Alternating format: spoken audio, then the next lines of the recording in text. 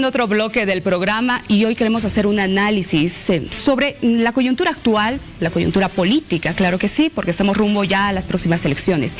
Ya se siente este ambiente preelectoral. Hay algunos candidatos que ya han anunciado justamente que van a ser candidatos, o algunos políticos más bien, y por otro lado también se habla de alianzas. ¿Qué opina la población al respecto de ello? ¿Qué dicen ustedes que están en casa? Seguramente ya tienen su punto de vista de algunas alianzas que se han conocido. Y queremos hacer un análisis y para ello hemos invitado analistas políticos para que nos den también su impresión. Estoy con Israel Adrián Quino Romero, abogado y periodista, a quien le doy la cordial bienvenida. Buenas noches, bienvenido. Estimada Vania, buenas noches, agradecido por la invitación, cordial saludo al doctor Cordero, al doctor Richter también en la ciudad de Cochabamba, y permítame, Vania, que este 2020 para todas las familias bolivianas esté llenas de bendiciones en los hogares. Igualmente, gracias por su visita. Estamos también con Carlos Cordero, analista político. ¿Cómo está? Buenas noches. Buenas noches, Vania, un gusto. Un saludo cordial a todos los que tienen la gentileza de vernos a esta hora. Bueno, y estamos en Cochabamba también con don Jorge Richter. Don Jorge, ¿cómo está? Muy buenas noches. Buenas noches, Vania. Un cordial saludo también a los panelistas que hoy nos acompañan. Y a través de Bolivisión a todo el país un saludo igualmente cordial y una felicitación por las fiestas. Muchas gracias, igualmente. Lo dijimos hace un momento, ¿cómo se van configurando ya las candidaturas para estas próximas elecciones? Hay sectores que también piden un frente único, pero aparentemente hay más candidatos, ¿no es cierto? ¿Qué opina usted? Por favor, empiezo con usted. Gracias, Vania. Creo que el 2020 va a estar marcado por la reconstrucción del poder político en todo el país. No solamente por el proceso eleccionario que se viene en razón de las elecciones generales, sino también por la reconstrucción de los poderes políticos a nivel local. Esto en razón de los municipios y también de las gobernaciones, por supuesto, sus órganos legislativos, asambleas departamentales, alcaldes y concejales, ¿no? Entonces creo que el 2020 va a estar marcado por esta razón. A partir de un fenómeno que ha ocurrido ya este noviembre del año pasado, tras la crisis política, la sucesión presidencial, el gobierno de transición y, por supuesto, luego de la elección que se hizo en el Tribunal Supremo Electoral y la reestructuración de los tribunales departamentales electorales, la reinstitucionalización de un órgano de poder fundamental para el Estado boliviano. Creo que a partir de ahí el siguiente desafío van a ser la transparencia en los comicios electorales y reinstitucionalización electoral más transparencia en las elecciones. Vamos a tener sin duda esta recuperación de la dignidad democrática que todos estamos esperando. Don Carlos Cordero, ¿cómo ve usted el panorama político, este panorama preelectoral? Pues mira, yo creo que estamos viviendo un ciclo político, un tiempo político nuevo, a partir de toda la reseña que ha realizado Israel. De alguna manera concluido el ciclo político del movimiento al socialismo de Evo Morales, y estas elecciones del año 2020 van a estar signadas por nuevas figuras, nuevos rostros. Es bastante probable que las candidaturas que terciaron en las elecciones del 20 de octubre del 2019, algunas o varias de ellas se presenten, pero fundamentalmente tendremos rostros nuevos. Y lo que mencionaba Israel también va a ser importante, las elecciones subnacionales. En estos días, a la expectativa de que el Tribunal Supremo Electoral recientemente constituido pues nos dé el cronograma electoral, el cronograma que va a incluir la convocatoria a elecciones, la fecha de elecciones a realizarse y si van a haber elecciones simultáneas o van a ser elecciones separadas con dos fechas distintas. A partir de eso pues vamos a conocer también el día en el que se cierran las candidaturas. El día, hasta ese momento, todo será conjetura. Todo puede pasar. Todo puede pasar. Muchos pueden querer o anunciarán su deseo de participar, pero pues las cartas estarán sobre la mesa el día en el que se definan las candidaturas en el Tribunal Supremo Electoral. Muy bien, estamos también con don Jorge Richter. Por favor, ¿cuál es su opinión al respecto? ¿Cómo o qué opina usted más bien de estas alianzas que ya se han conocido? Bueno, Vania, mirando la volatilidad con la que hemos vivido los 2 últimos meses, el año pasado, yo me enfocaría únicamente por ahora en las elecciones nacionales. Porque estas elecciones nacionales, el trasfondo y lo verdaderamente importante que tienen es la de llevarle a los bolivianos la posibilidad de encauzar una real pacificación. He venido afirmando hace algunos días ya que en este momento el país lo que tiene es una relativa tranquilidad, una delgada y pequeña tranquilidad, pero no ha ingresado todavía en un proceso de pacificación, lo cual significa diálogo inclusivo. El proceso electoral debería cumplir este rol de podernos llevar a los bolivianos a instalar los primeros elementos que nos permitan, a partir de la elección de nuevas autoridades, encontrar formas y mecanismos de diálogo para pacificar el país, que es la tarea históricamente importante y aún pendiente de los bolivianos. En esa lógica, Vania, lo que tenemos son 2 fuerzas grandes en el país que se van a enfrentar electoralmente. Una fuerza del centro hacia la derecha que tiene una multiplicidad de candidatos, y eso tiene una explicación lógica, racional y política desde la búsqueda del poder político. Y desde el centro hacia la izquierda, el movimiento al socialismo. Yo también he sostenido varias veces que el factor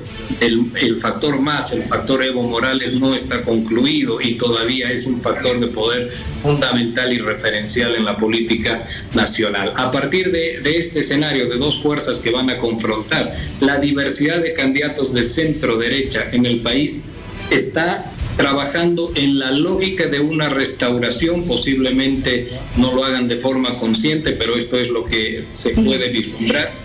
Una restauración de lo que ha sido la mega coalición, partidos fragmentados que asisten a una carrera electoral para poder tomar cuotas de poder en el Parlamento y en una eventual segunda vuelta recién unificarse con el candidato que quede en primero o segundo lugar y llevar alianzas a la Asamblea Legislativa. Y en el otro lado, la acción del movimiento al socialismo. Eso inicialmente para empezar el debate. Muy bien, ahora por favor quisiera que sigamos un poco más hablando de este tema. Usted se ha referido, don Jorge Richter, a la polarización que existe en tema de las candidaturas. ¿Esto podría favorecer al MAS? Le pregunto a usted, señor Israel. Vania, entiendo que la polarización, independientemente de quienes vayan a conformar los frentes, tomando en cuenta que fuera, por un lado, ¿no?, el movimiento al socialismo, por otro, las fuerzas que de momento ya están, o los binomios que de momento ya se avisoran en razón de la confirmación de la candidatura de don Carlos Mesa, por otro lado, el reciente binomio compuesto por los líderes cívicos. Más allá de aquello, creo que va a emerger todavía una tercera fuerza que va a diverger el voto, no van a congregar del todo. La diferencia y el desafío quizás para los próximos candidatos va a estar el rol, primero, de la legitimidad en cuanto a las posturas que tengan. Segundo, algo importante en política va a ser la autoridad moral por la cual ellos vayan a candidatear. Y tercero, sin duda, va a ser el programa de gobierno que le ofrezcan al país post la gestión de 14 años del movimiento al socialismo. Ya lo ha anunciado uno de los candidatos, que dijo que van a generar un programa de gobierno, una propuesta para el país con lo mejor que hizo el movimiento al socialismo. Ya develó una principal característica de su campaña. Resta saber qué hace el último binomio que conocemos, que es los líderes cívicos Pumari, Camacho, y a partir de allí el actual gobernador también de La Paz ha confirmado su próxima postulación, y hay que ver qué pasa con los otros candidatos. Sí, también hay otros candidatos que lo hacen, ¿no? ¿Qué opina usted, señor Cordero? Pues mira, yo creo que en este momento, en esta particular elección del 2020, el MAS no es no va a ser, digamos, uno de los rivales más serios. Yo creo que el MAS está pasando una crisis muy dura de haber perdido el poder a partir de la renuncia del expresidente Evo Morales. El MAS todavía no ha resuelto los problemas de la sucesión de quienes se convertirán en el binomio elegido, pero me da la impresión de que van a haber 2 o más candidaturas, de que van a ocupar un espacio que puede ser la izquierda, tal vez una izquierda moderada.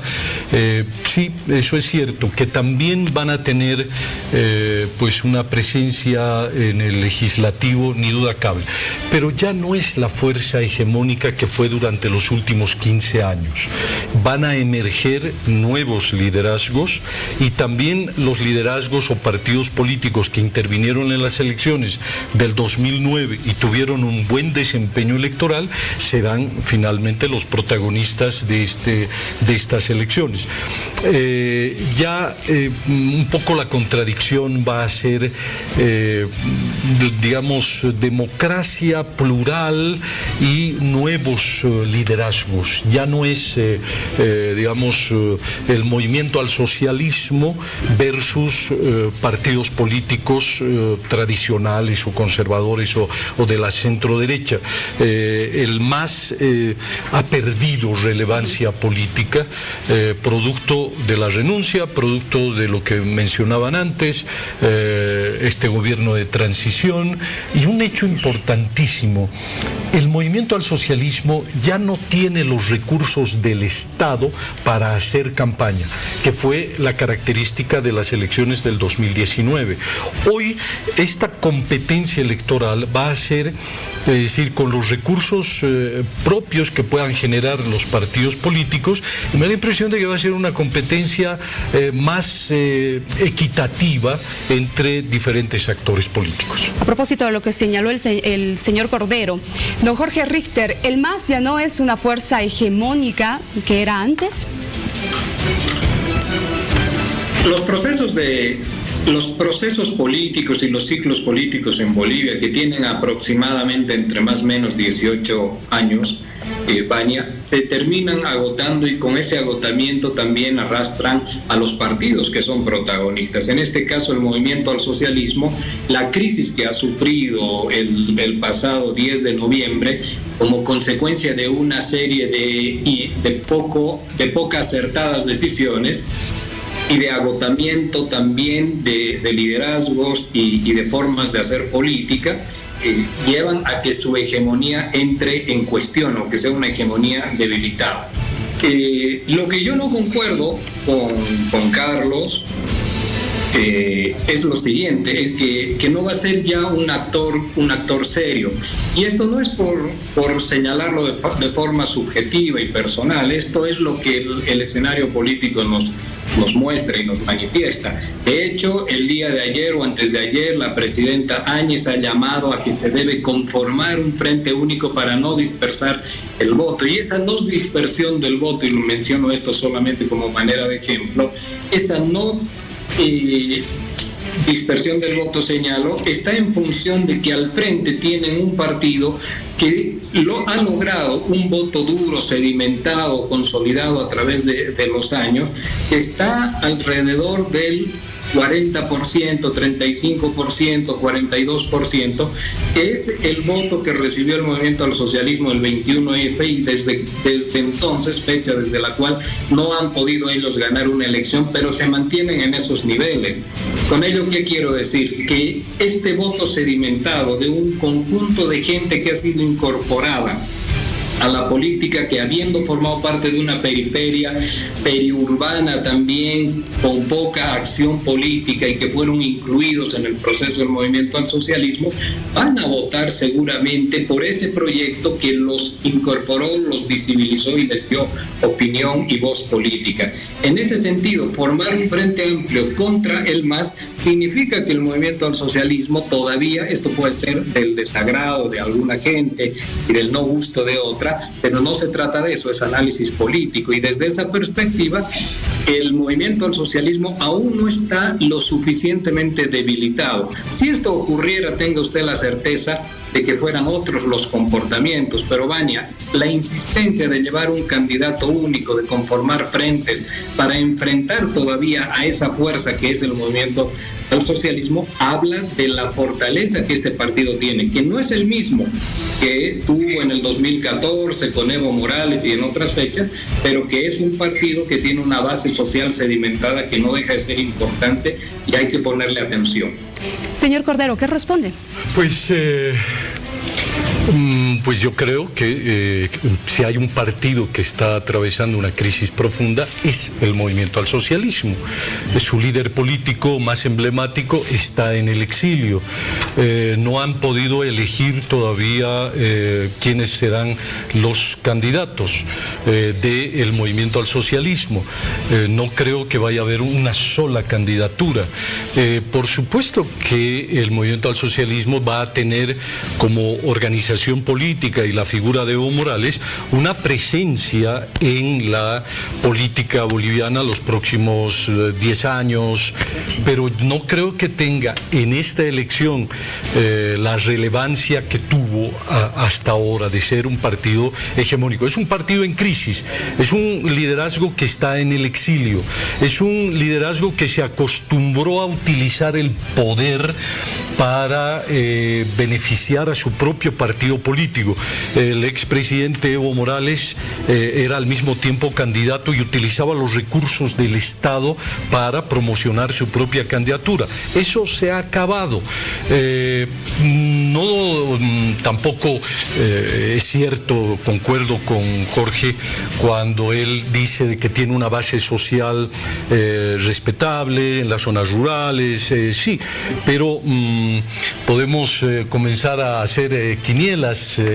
Yo te aseguro que el movimiento al socialismo o el partido que tenga el visto bueno de Evo Morales va a estar alrededor de un 25% en estas elecciones, y van a haber otras fracciones o otras candidaturas que también se van a reclamar leales al movimiento al socialismo, a Evo Morales, pero si hay un partido en crisis, si hay un partido que ha perdido el poder, es el movimiento al socialismo. Si hay un partido que tiene que reconstruirse y que tiene que reinventarse, es el movimiento al socialismo. En cambio hay otros partidos que tienen ya un camino andado y que no tienen mucho que inventar. Está ahí Carlos Mesa con Comunidad Ciudadana, está el movimiento Tercer Sistema con Félix Pazzi, y ya son partidos, organizaciones políticas que no tienen tantas dificultades para encarar las elecciones 2020.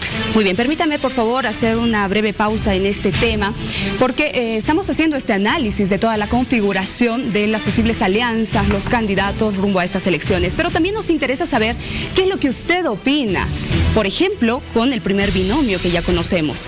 Usted está observando justamente este cuadro que dice, ¿usted votaría por este binomio, Camacho y Pumari? Sí, no, ¿está de acuerdo con este binomio? Esa es la pregunta que le hacemos a usted, y a través de nuestras redes sociales puede respondernos, y el día lunes vamos a conocer sus impresiones también. ¿Qué dice la gente?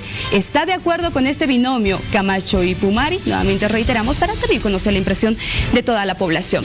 Vamos a una pausa, porque al retornar, todavía con nuestros analistas, estaremos hablando de una posible ampliación de mandato del Ejecutivo y también del Legislativo. ¿Esto es posible o no? Lo vemos enseguida. La presidenta transitoria, Yanine Áñez, ha señalado de que está preocupada por la posible fragmentación del voto en las siguientes elecciones.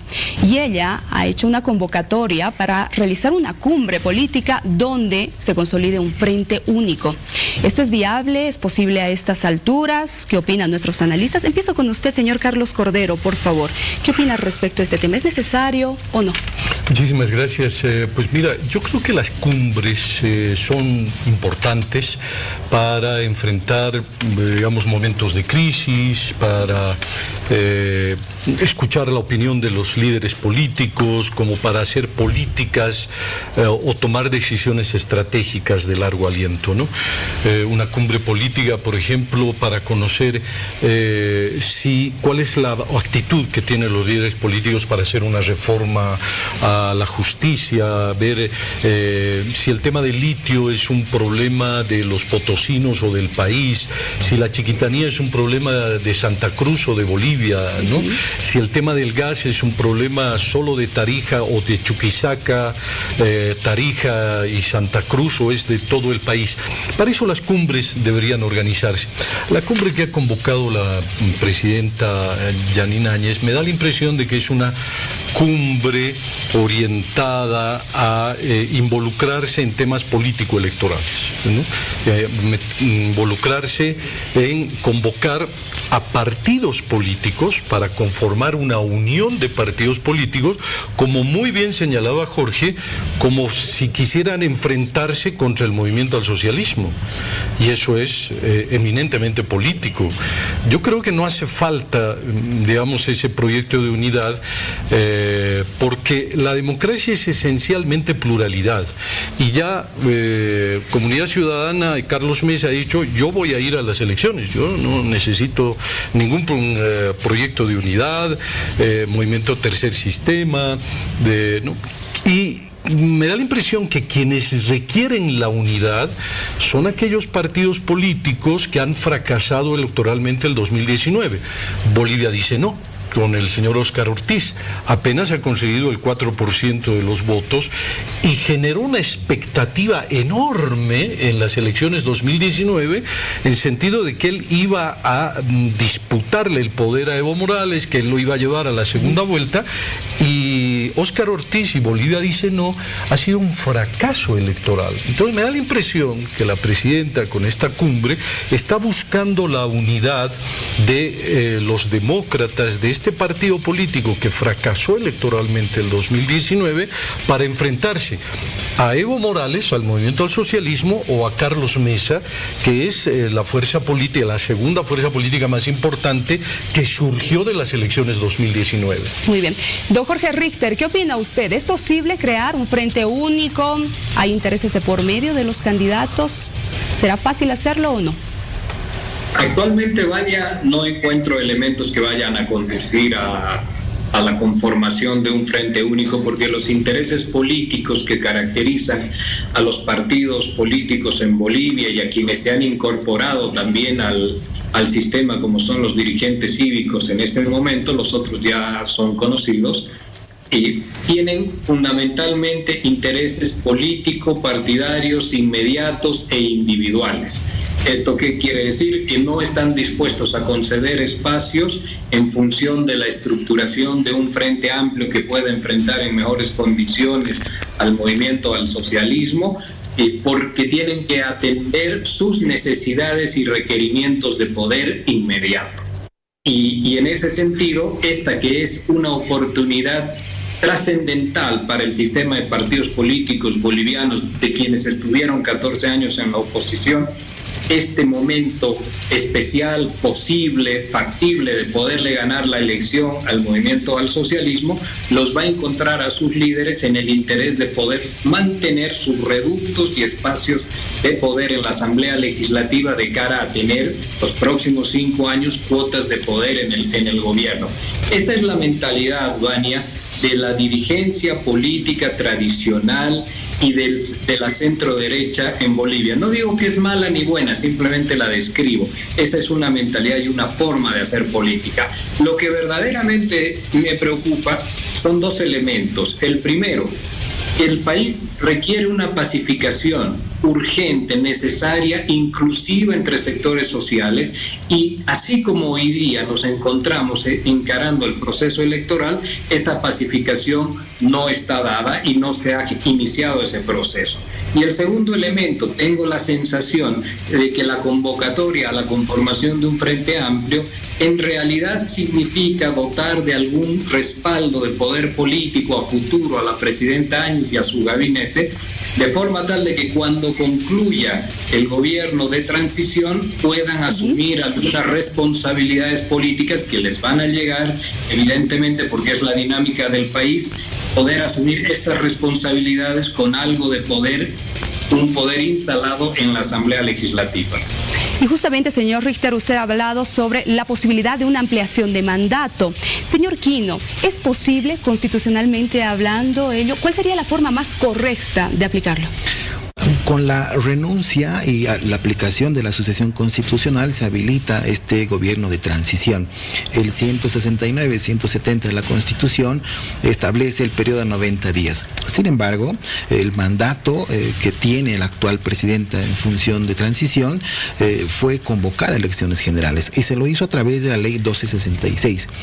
Ley que además tácitamente, no así expresamente, ya le ha ampliado 120 días más a partir del día en que el Tribunal Supremo Electoral resuelva, mediante un calendario electoral, la convocatoria a elecciones generales en el país.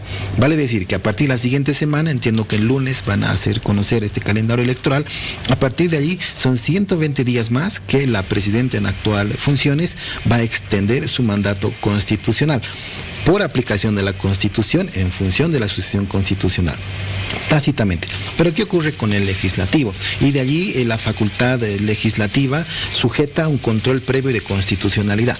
Y lo que hace la Asamblea es remitir un proyecto de ley, le denominaron de excepción a la prórroga, ¿no?, del mandato, para preguntarle al Tribunal Constitucional si se queda también el legislativo el legislativo y además el ejecutivo y el legislativo. El Tribunal Constitucional, en una declaración de constitucionalidad, dirá que no solamente se va a quedar el Ejecutivo, que ya dijimos que la ley ya le amplió, pero también deberá quedarse el órgano legislativo por varias razones. Seguramente uno de los fundamentos del fallo del Tribunal Constitucional será dispuesto en función al artículo 7 de la Constitución. ¿Qué ocurre? El artículo 7 dice que la soberanía reside en el pueblo y solo se ejerce de manera delegada a través de sus representantes. ¿Quiénes son sus representantes? Cuando uno elige presidente y vicepresidente, el Ejecutivo. Pero en razón del legislativo, en 2015, las ciudadanas y ciudadanos bolivianos votamos por 130 diputados y 36 senadores. Quiere decir que el pueblo delegó el poder, el año 2015, a los 166 legisladores instituidos en la Asamblea Legislativa Plurinacional. ¿Por qué no debe quedarse en este periodo de transición una comisión de asamblea? Por esa misma razón, ningún fallo del Tribunal Constitucional ni ningún otro órgano de poder puede ir en contra de la voluntad del pueblo boliviano. El pueblo dijo el año 2015, son estos nuestros representantes y estos 166 legisladores deben quedarse en el mandato. ¿Hasta qué momento? Y eso también lo explicará el Tribunal Constitucional. ¿Cuándo finaliza el periodo 2015-2020? En el momento de la imposición de la banda presidencial a la nueva presidenta o presidente, es decir, en el acto solemne de la transmisión del mando presidencial. Pero además, este fallo del Tribunal Constitucional va a también definir la extensión del mandato también para los gobiernos subnacionales. Es decir, tanto alcaldes como gobernadores culminan su mandato el próximo 31 de mayo y el propio fallo del Tribunal Constitucional definirá que ellos también deben quedarse hasta que se celebren las elecciones subnacionales y también se elijan nuevos alcaldes y nuevos gobernadores. De ahí la razón por la cual el Estado no puede trabajar sin uno de sus poderes. Y esto es órgano judicial, órgano ejecutivo, órgano electoral recientemente constituido en todo el país y, por supuesto, el órgano legislativo. En Perú no hace mucho se ha cerrado el Congreso. ¿Es posible que ocurra eso en Bolivia? Por las actuales condiciones políticas, Vania, después de la crisis de noviembre, que hemos tenido 2 días de ausencia de poder. ¿no? Los días en los cuales se ha generado zozobra en el país porque no tenemos quien gobierne. De allí la aplicación de la sucesión. Pero existen las condiciones políticas democráticas en este Estado social, democrático y constitucional de derecho de que supervivan los 4 órganos de poder. ¿Por qué además el órgano legislativo debe continuar hasta la transmisión del mando presidencial? Porque ellos tienen la facultad de fiscalización en todos los actos de la administración pública de los 4 gobiernos, de las formas de gobierno autonómico que tenemos en el país, ya sea autonomía regional, municipal, indígena o la tradicional departamental. Entonces, los actos de fiscalización son propios del órgano legislativo. No puede el órgano ejecutivo subsumir las funciones del legislativo y gobernar por decretos, o al revés, darle la facultad de gobierno, los actos de la administración pública, al órgano legislativo. Independientemente de las experiencias de las regiones, creo que en nuestro país tenemos una forma democrática propia, porque además reconocemos inclusive la forma democrática intercultural a través de las 3 democracias, ¿no? Democracia participativa, representativa y comunitaria, pero son nuestras reglas de juego, y creo que los bolivianos, nuestras autoridades, a partir de la interpretación que le den al texto de la Constitución con el próximo fallo del Tribunal Constitucional Plurinacional, deben considerar estos elementos. Muy bien, es importante hacer este análisis. La población también quiere conocer qué es lo que va a suceder. ¿Qué opina usted, don Carlos Cordero, al respecto? ¿Una comisión o que toda la Asamblea Legislativa continúe funcionando? Pues detrás de esta bien hilvanada explicación jurídica constitucional que ha hecho Israel, están, ni duda cabe, también hay un telón de fondo de índole político, hay intereses políticos, y la ampliación del mandato tanto de la presidenta transitoria como de la Asamblea Legislativa Plurinacional, pues ni duda cabe que es un tema primero controversial, que hay diferentes visiones y perspectivas. Hay quienes sostienen que sí debería ampliarse el mandato a la Asamblea Legislativa de la misma manera que se le está ampliando. De hecho, porque las circunstancias políticas así lo imponen, el mandato a la presidenta Áñez. Pues la presidenta, cuando asume la presidencia, estaba pues muy claro de que su mandato concluía el 22 de enero. Siempre y cuando hubieran habido elecciones de manera previa y se hubiera producido la transición. Claro, eso ya es prácticamente imposible. Entonces, sí, como decía, es un tema controversial, hay intereses políticos de por medio. Bolivia puede tener un gobierno de transición sin la presencia completa de la Asamblea Legislativa Plurinacional. Sí, creo que sí, porque también la Constitución prevé la comisión, que se llama la Comisión de Congreso, que son aproximadamente unos 18 legisladores. Los que también se quedan en las vacaciones, ¿no? Claro, que también se quedan en las vacaciones, que ellos podrían darle continuidad, que la Comisión de Congreso funciona en momentos de vacación o de crisis política, y lo que hemos vivido es una situación de crisis. Por eso Israel tiene razón en decir que el Tribunal Constitucional tiene una tarea muy grande, ¿no? Que es emitir un fallo que pues a esa preocupación que también tenía Jorge, que tiene Jorge, de si es un fallo que no digamos no coincide con las expectativas de la gente, el proceso de pacificación podría verse perturbado, ¿no? Imagínate que diga, no, solamente la ampliación de mandato es a la presidenta y funcione ni siquiera una comisión de Congreso. Mucha gente del movimiento al socialismo podría perturbar, movilizarse al país, en el país.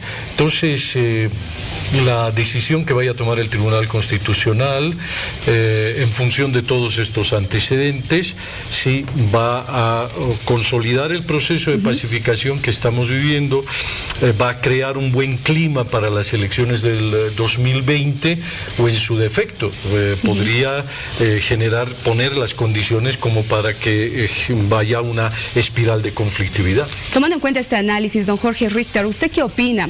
¿Será que algunos asambleístas del movimiento al socialismo, después de renunciar, retornaron a sus curules porque había la posibilidad de que exista una ampliación de mandato? Vania, no creo que hayan llegado a ese cálculo en aquel momento, los días posteriores al 10 de noviembre. No es un tema fácil, bien lo señala Carlos. Sin embargo, yo quiero hacer algunas aproximaciones de lo que debería ser solamente el debate, porque nos podría llevar mucho tiempo esto. Lo primero, endosar toda la responsabilidad al Tribunal Constitucional va a crear la siguiente figura. Si el Tribunal Constitucional decide y camina por la prórroga del mandato de la presidenta Áñez y la prórroga del mandato de los legisladores, está creando un antecedente suficiente como para decir, señores, lo que pasó el 21F, lo que pasó con la sentencia que autorizó al señor Morales a ser candidato a través del Tribunal Constitucional, hoy nuevamente es el Tribunal Constitucional quien va a estar ampliando un mandato presidencial y un mandato legislativo, y eso significaría de cierta forma que está avalándose lo que se hizo en aquel momento con la sentencia que favoreció al señor Evo Morales. Ese ya es un tema sensible y delicado. Un segundo punto es que el Tribunal Constitucional estaría con esta sentencia, con esta interpretación que podría emitir bajo la figura de una sentencia constitucional, estaría modificando la constitución política del Estado, lo cual también es muy crítico. Yo me había manifestado hace un tiempo atrás que la sentencia del Tribunal Constitucional para la habilitación de la candidatura del señor Evo Morales era un problema político en el país, porque se estaba concentrando un conjunto de responsabilidades en una institución que es el Tribunal Constitucional, para lo cual no ha sido creada. Ha sido creada para la verificación de constitucionalidad, pero no para modificación de la constitución política del Estado. Y eso ya nos crea también un problema adicional. Un tercer punto que hay que discutir y debatir en el país es que no puede existir una prórroga de mandato de la señora Áñez sin que exista una prórroga de mandato del Poder Legislativo, porque estamos desequilibrando los poderes. Y acá hay un elemento que ha señalado Carlos que es importante: los intereses políticos, tal vez los más importantes, porque estos actúan a través de los actores políticos. Los intereses políticos, en un lado, están tratando de prorrogar el mandato porque hay una intencionalidad también de extender y de quedarse en el poder, esto es visible, en el poder para llevar adelante una serie de acciones que no es el momento de discutir. Y en el otro lado también hay una intencionalidad de buscar no prorrogar ese mandato ni de la presidenta ni del legislativo, porque lo que se quiere es poner una cortapisa a este ejercicio de gobierno transitorio para encontrar mejores condiciones políticas. Lo que es real es que los 90 días han trascendido ya el periodo constitucional, y lo que también es real, Vania, es que los bolivianos nos estamos empezando a habituar a encontrar salidas por fuera de la constitución política del Estado. Y ese es verdaderamente el peor antecedente que le estamos generando a nuestro sistema democrático. Las demandas sociales no pueden ser sobredimensionadas, como haber pedido en su momento nuevo órgano electoral, elecciones, renuncia de todos los funcionarios del órgano electoral, apresamiento de la gente del órgano electoral, cuando después no íbamos a poder entrar dentro del periodo necesario para poder convocar a elecciones, para poder utilizar los 90 días, y nos encontramos hoy día en una situación donde cualquier salida que vayamos a tomar está por fuera de la constitución política del Estado. Y eso es verdaderamente un problema. El debate trasciende y es mucho más amplio que esto, y ya nos encontramos en esta situación. Por lo tanto, lo necesario, lo importante es que podamos encontrar una solución aproximadamente constitucional para poder avanzar y darle certidumbre a los bolivianos con elecciones nuevas, limpias, transparentes. que es lo que todos queremos, sin duda alguna. Muchas gracias, señor Jorge Richter, lo mismo al señor Israel Quino y por supuesto al señor Carlos Cordero. Gracias por sus apreciaciones. Realmente ha sido un debate muy provechoso. La gente es lo que quiere, escucharlos, justamente este tipo de análisis para tomar una decisión, ¿no?, rumbo a estas elecciones. Gracias. Y no se olviden que tenemos una encuesta para que usted pueda responder a través de nuestras redes sociales. ¿Qué opina usted? ¿Está de acuerdo con este binomio Camacho y Pumari de la fotografía? ¿Sí o no? Nos responde en nuestras redes sociales y el día lunes le daremos toda la información. Vamos a una pausa, ya volvemos.